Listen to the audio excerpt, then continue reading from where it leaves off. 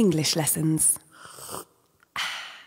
Today's mini English lesson is about how to form questions in English. I'm going to give you a simple formula that works for almost any question with almost any verb. There is one main verb that doesn't work with this formula.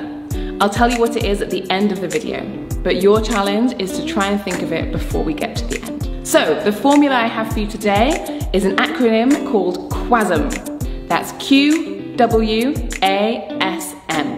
It stands for question word, auxiliary, subject, main verb.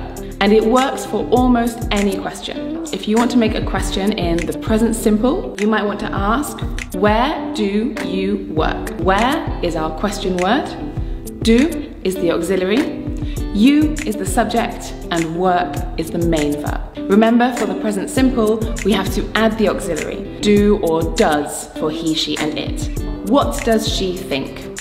What, question word, does, auxiliary, she, subject, and think, main verb. If you want to make a question in the present continuous, you already have the auxiliary, which is am, is, or are. What is he talking about?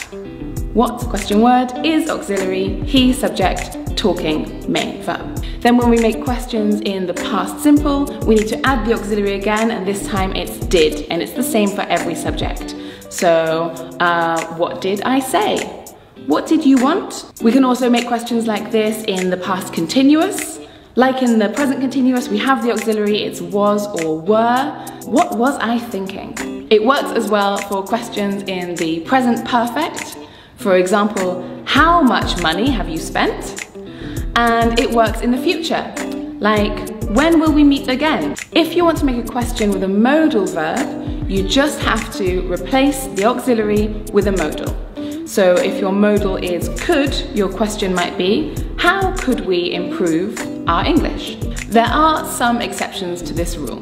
Firstly, if you want to ask a yes or no question, then you just need to remove the question word. But you can still keep the second half of the acronym, which is the ASM or ASM, auxiliary, subject, main verb. For example, the question could be, do you like chocolate? There is one verb that never uses this structure. Did you think of it?